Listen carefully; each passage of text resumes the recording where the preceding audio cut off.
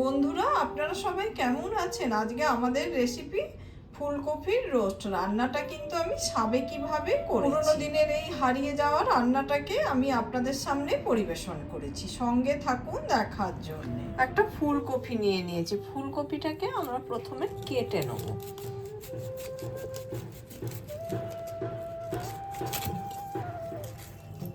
ঠিক এইভাবে আমরা কেটে নেব। এরপরে এটাকে আমরা জলেতে একটু ভাপিয়ে নেব।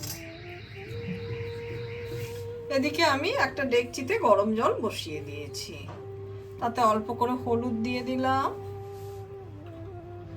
আর নুন দিয়ে দিচ্ছি।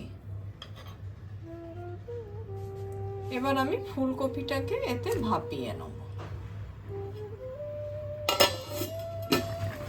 এদিকে ফুলকপিটা খুব ভালোভাবে আমাদের ভাপানো হয়ে গেছে। এবার আমরা এটাকে তুলে নেব।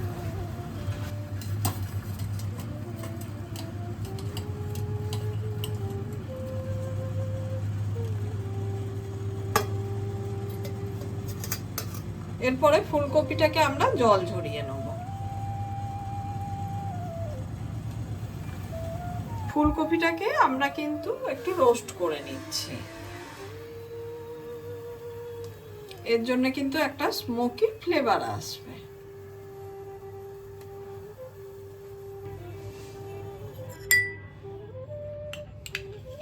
রোস্ট করা ফুলকপিটা এবার আমি একটা প্লেটে নিয়ে নিয়েছি। এবার তাতে অল্প করে দই দিয়ে দিচ্ছি। স্বাদ মতো নুন দিয়ে দিলাম। হলুদ আর কাশ্মীরি লঙ্কার গুঁড়ো দিয়ে দিলাম। এবার আমি জিরে, ধনে, আদা, রসুন, কাঁচা লঙ্কা আর পেঁয়াজ বাটা অল্প করে দিয়ে দিচ্ছি। সমস্ত উপকরণগুলো আমরা খুব ভালোভাবে গোটা কপিতে মাখিয়ে নেব।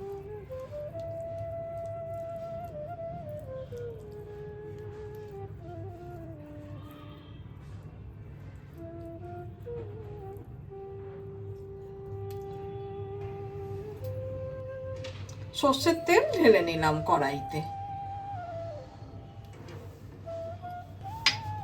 কড়াইতে তেলটা আমাদের গরম হয়ে গেছে। তেজপাতা, শুকনো লঙ্কা আর হোল গরম মশলা আমরা দিয়ে দিলাম।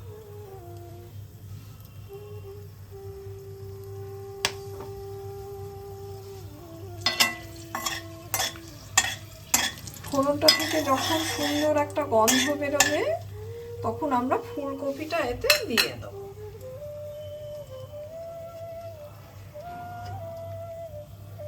মশলা মাখানো ফুলকপিটা আমরা দিয়ে দেব। এবার আমরা এই ছোট্ট বাটি 1 বাটি জল দিয়ে দিচ্ছি।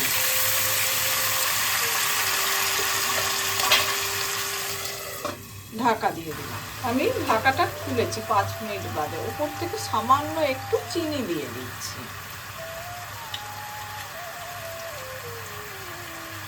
আর ফ্রেশ ক্রিম দিয়ে দিচ্ছি কিছু।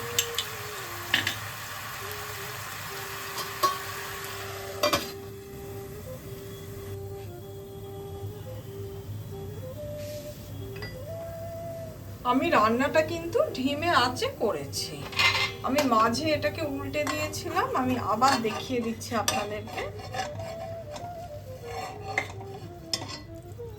এই দেখুন, এদিকটা রোস্ট মানে একটু ভালোভাবে পুড়িয়েছি, তার জন্য একটা স্মোকি ফ্লেভার আসবে।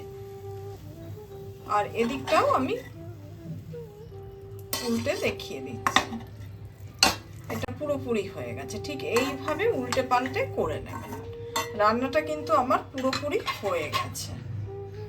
আমি ওপর থেকে একটু ফ্রেশ ক্রিম দিয়ে দিচ্ছি।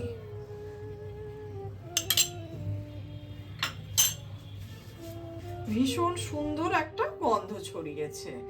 আপনারা বাড়িতে ঠিক এইভাবে আমার মতো করে বানান। আমি কিন্তু গ্যাসটা মাঝখানে অফ করে দিয়েছি কথা বলতে বলতে, কারণ রান্নাটা পুরোপুরি হয়ে গেছে। এটা আপনি যখন খাবেন তখন কপিটাকে কেটে কেটে টুকরো টুকরো করে দেবেন, দিয়ে সবাইকে পরিবেশন করবেন।